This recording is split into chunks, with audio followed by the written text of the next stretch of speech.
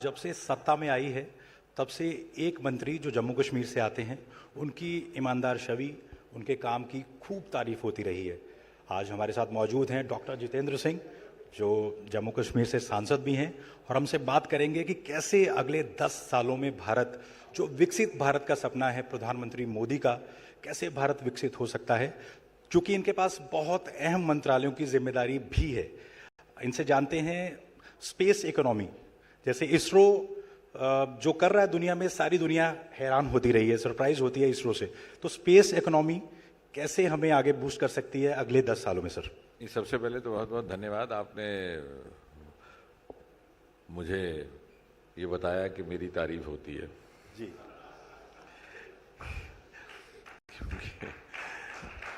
क्योंकि राजनीति में ये इतनी सी बात भी सुनने को कई बार बहुत दुर्लभ समझा जाता है। But having said that, thank you very much to be part of this and I am glad that I have been regularly part of the economic conclave organized by ET. अब आपने स्पेस इकोनॉमी की बात की, तो जाहिर है जब हम बात करते हैं कि विकसित भारत की या उसकी कल्पना की कि हम उस शिखर पटल पर पहुंचेंगे या 10 ट्रिलियन इकोनॉमी होंगे, तो I think what a good student of economy or maybe a good student of science needs to ask himself or herself is, where will the value addition come from? यदि मैं आपसे कह दूं कि आज मेरी जेब में 10 रुपए हैं, किसी का आप कल देख लीजिएगा मेरी जेब टटोल के उसमें 10 करोड़ होंगे, तो स्वाभाविक आप पूछेंगे कि आपको कोई डाका लगाएंगे या कोई गबन करेंगे, भले कहाँ से आएगा। So that is something, I mean, it sounds good saying that we will be 10 trillion, but, and of course we will be. Sometimes I feel we may be there even before 2047. But how is that going to happen? That is something that's not deeply dwelt into. वो होगा उन sectors के माध्यम से जो इतने सारे वर्षों में 60-70 वर्ष ना पूरी तरह तराशे गए ना तलाशे गए। Because India has a huge natural resource. जो सेक्टर्स अंडर एक्सप्लोर्ड रहे या अनएक्सप्लोर्ड रहे, उसमें से एक है हमारा स्पेस सेक्टर, हमारा डीप सी, 7,500 किलोमीटर हमारा समुद्र तट है, one of the longest in the world and only country which has an ocean called Indian Ocean named after it. Bengal, Orissa से लेकर महाराष्ट्र तक। और तीसरा हमारे हिमालयाज, 3-4 राज्य हमारे हिमालयाज में बसते हैं, अरोमा, पर्पल रेवोल्यूशन, ये सारी बातें वहाँ से ही जन्मी। तो इन सेक्टर्स की तरफ पूरी तरह से तवज्जो नहीं दी गई पिछली सरकारों के द्वारा, कारण चाहे कुछ भी रहे हो, उनकी प्राथमिकता में नहीं रहे। अब जहाँ तक हम स्पेस की बात करें, क्योंकि आज मखसूस साहब ने स्पेस का ही कहा है, तो हमारे पास we never had dearth of talent और डर्थ ऑफ पोटेंशियल। प्रतिभा भी थी, योग्यता भी थी, काबिलियत भी था, मेहनत करने का मादा भी था, आंखों में सपने भी थे, दिल में अरमान भी थे। आप देखिए पुरानी तस्वीरें आर्काइव्स में, सारा भाई अपना सामान बाईसाइकिल पर लेकर के चलते थे। तो उसका अर्थ ये हुआ कि साधनों का अभाव था। तो जो अनुकूलता नीति निर्धारकों के द्वारा या राजनीतिक नेतृत्व के ओर से अपेक्षित होती है, उसमें अभाव था। उसके भी कोई भी कारण नहीं होंगे। And therefore the turning point was 2014, Modi ji के आने के बाद। और वो कैसे हुआ? I think that's a case study we must understand, because the rest of the world is actually trying to understand how it's happened. There's a quantum jump in the last few years. हमने space को और जैसे atomic energy को भी एक गोपनीयता के पर्दे में बंद रखा था।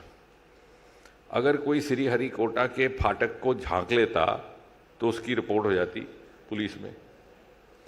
और जब मैं पहली बार गया तो वहाँ पे हमारे मित्र ही थे डॉक्टर राधाकृष्णन, जिनको फादर ऑफ मंगलयान कहते, तो वो मुझे रात को कहने लगे कि मैं आपको डॉक्टर साहब कैसे स्थान पर ले जाऊंगा जहाँ पे मेरे साइंटिस्ट भी नहीं जा सकते, एब्सोल्युटली फॉरबिडन। क्योंकि सुबह वहाँ एक लॉन्चिंग होने वाली थी 4 बजे, तो वो 12 बजे के करीब ले गए। तो मैंने उनसे कहा, मैंने कहा Radha, I made a principle to try to learn one new thing every day. What I learn tonight is that to reach this spot, either one has to be as eminent a scientist as you are or as जुगाड़ू as I am to accompany you. लेकिन फिर मैंने कहा कि इसकी वजह क्या है, इसका कारण है? बोले नहीं साहब, ये रिवायत है, ये डिपार्टमेंट्स बड़े कॉन्फिडेंशियल होते हैं।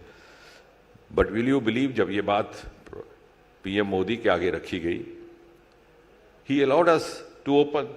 On the space very famously reported, the media very famously reported the space is unlocked by Prime Minister Modi. आज आलम यह है कि कोई भी लॉन्चिंग होती है 5, 6, 10 हज़ार वहाँ दर्शक रहते हैं, स्पेक्टेटर्स जी, और 1500-1600 मीडिया वाले रहते हैं। यानी वो स्थान जो 4, 5, 6 बरस तक फॉरबिडन था, लोगों ने देखा तक नहीं था कि यहाँ क्या हो रहा है। और साथ ही साथ हमारे जो सुबह मॉर्निंग वॉकर्स हैं, जब गायबाना गप लगाते हैं तो वो हमारा मुकाबला करते थे नासा के साथ कि साहब वो देखिए वो कहाँ पहुँच गए, ये क्या कर रहे हैं। लेकिन वो ये भूल जाते थे या उनको शायद बताया नहीं जाता था कि NASA never dependent on government, उनका most of the resource was not government. पहली बार प्रधानमंत्री मोदी ने हमें जब अनुमति दी, we opened it up to the private sector और then the journey started just about 4-5 years back. और पहले ही साल जब ये नया स्पेस रिफॉर्म आया, प्राइवेट पार्टिसिपेशन को अलाउ कर दिया गया, तो पहले 7-8 महीने में ही 1000 करोड़ से अधिक निवेश हुआ प्राइवेट सेक्टर का। देखते ही देखते एफडीआई की भी अनुमति हो गई और फिर एक स्ट्रक्चर्ड तरीके के साथ इसको प्राइवेट के साथ जोड़ा गया। उदाहरण के तौर पर सबसे पहले NSIL नाम की एक PSU बनाई गई, new national space India limited. उसके बाद उसको प्राइवेट कंपनियों के साथ किस तरह से जोड़ना है, उसके लिए एक इन स्पेस का इंटरफेस बनाया गया जो कोलैबोरेशंस फैसिलिटेट करता था। और उसके बाद space reforms and space policy. और अब ये आलम है कि हजारों करोड़ों की संख्या में वहाँ पर निवेश हो रहा है, एफडीआई भी हो रहा है और भिन्न भिन्न प्राइवेट सेक्टर से। हमारे जो पहले जनरेशन के स्टार्टअप्स थे वो तो अब बड़े एंटरप्रेन्योर्स बन गए। एक ने हैदराबाद एयरपोर्ट के बहुत नज़दीक ही प्राइवेट रॉकेट की फैक्ट्री खोली है और उसका नतीजा ये हुआ कि हमारी space economy which was almost dismal is today $8 billion and the manner in which it is progressing, the future projection reflects that in another 7-8 years it will go 5 times, almost $44 billion, which in other words means that the next 1 decade or a half space economy is going to be an important component of India's future growth story. तो ये तब होने लगा कि पहली बार हमने वही strategies follow की जो दुनिया के बाकी विकसित देश करते। So now we are following the same strategies, the global strategy. We are also trying to meet the global benchmarks because if you have to compete globally and you have to excel and reach that global pedestal, you have to follow the global parameters. वो पहली बार अब हुआ। अब हम सरकार के दायरे से बाहर निकल करके खुले फिजा में जैसे बाकी लोग कर रहे, और जब वो हमने किया तो हमारी प्रतिभा सामने आई। अब उसकी छोटी सी मिसाल आपको ये देता हूँ कि इसरो की स्थापना सन 1969 में हुई थी। और अगर आप तो पत्रकारिता से जुड़े, अगर आप पिछले आर्काइव्स में जाएं तो न्यूज़पेपर्स में जो सबसे प्रमुख समाचार रहेगा उस साल का वो ये रहेगा कि अमेरिका ने पहला मानव चांद की धरती पर उतारा था, नील आर्मस्ट्रांग, जिसका वो बड़ा विख्यात वो हुआ स्टेटमेंट के 1 small step for man, giant step for mankind। और उस साल इसरो का जन्म हो रहा था। लेकिन आज इन स्पेस रिफॉर्म्स के आने के बाद, unlocking of the space sector के बाद, प्राइवेट सेक्टर को पूरी तरह से शामिल कर लेने के बाद स्थिति ये है कि चांद के साउथ पोल पर हम बाकी सबसे पहले पहुंच गए। यानी हमने अपनी प्रतिभाओं को शायद एक दायरे में बंद करके रखा था एंड पहली बार we had an outlet to give full potential to all our capacities. और उससे क्या हुआ कि आम लोग भी हमारे साथ जुड़ने लगे, उनको भी अंतरिक्ष में दिलचस्पी आई, मीडिया को भी दिलचस्पी आई। बल्कि मैं कल ही कह रहा था कि we must thank the space, space has given us space in media also. नहीं तो विज्ञान के साथ संबंधित विषयों की कभी चर्चा नहीं रहती थी मेन स्ट्रीम मीडिया में। ज़्यादा यही रहता कि फलां ने आपको गाली दी है तो आपको कैसा लगता है। तो फिर मैं भी टू कट शादी स्टोरी कहता हूँ, मुझे बड़ा अच्छा लगा उनकी गाली, क्योंकि अगर मैं गाली का जवाब गाली दूंगा तो रात को 9 बजे तक वो डिबेट चलती रहेगी। तो कहने का तात्पर्य, तो पहली बार स्पेस ने इतनी मास इंटरेस्ट, क्यूरियोसिटी जनरेट की है। और दूसरी विशेषता हिंदुस्तान की ये है कि हमने स्पेस को, which I think is a role model for the rest of the world, हमने सिर्फ स्पेस को रॉकेट उड़ाने तक नहीं रखा। हमारी दो विशेषताएं हैं which make us different from the other country. एक तो हमारी कॉस्ट इफेक्टिव मिशंस हैं, जैसे हमारा चंद्रयान मात्र 600 करोड़, जबकि उसी समय जो रशिया का गया था, जो शायद अपना वो मकसद पूरा नहीं कर सका, वो 12,000 करोड़ का। हमारा गगनयान की कुल कीमत 10,000 करोड़। वो इसलिए कि हमने कॉस्ट इफेक्टिव नए तरीके ईजाद किए। उदाहरण के तौर पे हमारा चंद्रयान जाता तो पहुंचने में 1 महीना 1.5 महीना लग जाता, क्योंकि वो जब धरती के ऑर्बिट से बाहर निकलता है तो ऐसे ऐसे घूमने लगता है, और जो धरती की ग्रेविटी है उसी के जोर से, जैसे आप पुराने ज़माने में जब बड़ी मुश्किल से हमने भी पहली बार सेकंड हैंड गाड़ी खरीदी थी, तो रहता था कि जहाँ पेट्रोल बच जाए तो ढलान आए तो न्यूट्रल लगा देते थे, तो ये न्यूट्रल चलता है ऐसे ऐसे ऐसे ऐसे ऐसे ऐसे करता, फिर जब बाहर आ जाता है तो फिर ऐसे झटके के साथ वो चला जाता है मून के ऑर्बिट में, और वो हमारे पैसे भी बचाते हैं। So we have evolved cost effective means of, एक तो वो, so we are not proving to be a great liability on the state exchequer. दूसरा, हमने उसको केवल रॉकेट लॉन्च तक ही सीमित या महदूद नहीं रखा, हमने उसको दूसरे सेक्टर्स में यूज़ किया, वो भी एक रोल मॉडल है।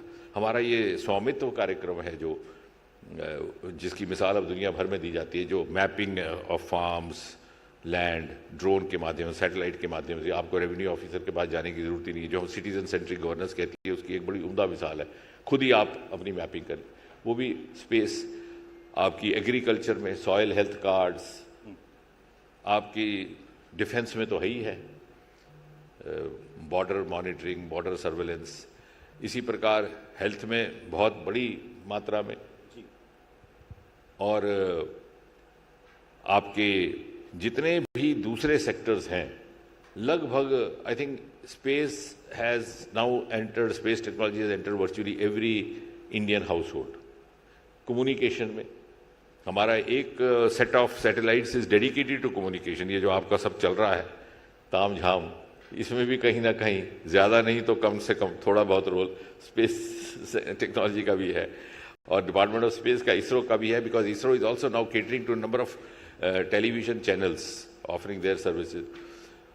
नेविगेशन सैटेलाइट्स हैं हमारे, जो डिज़ास्टर को, जो और स्थानों पे जहाँ पे नेविगेशन करते हैं उसकी करते हैं। अर्थ ऑब्जर्वेटरी सैटेलाइट्स हमारे अलग हैं, जो ऊपर बैठ करके धरती के भिन्न भिन्न भौगोलिक परिस्थितियों की जांच। तो we have actually diversified for the ease of living of the person as well. केवल of course sending up a rocket sounds very romantic, but we have also virtually penetrated to make the life easy for a common citizen. चूंकि मंत्री जी आप जम्मू